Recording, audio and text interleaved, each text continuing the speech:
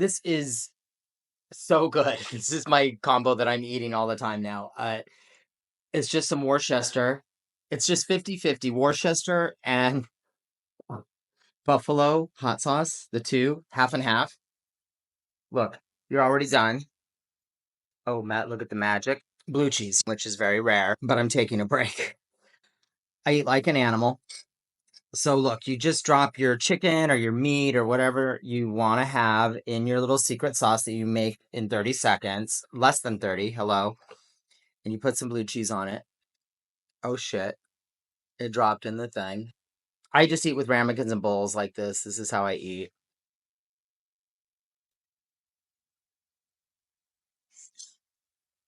I'm telling you, the flavors together, it's like so umami. It's so good.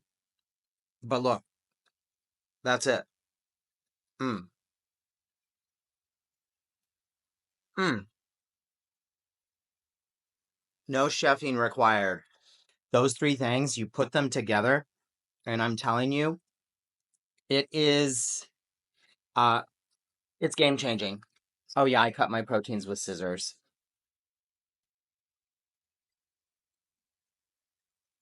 Mm. I just wanted to say real quickly, thanks for tuning in.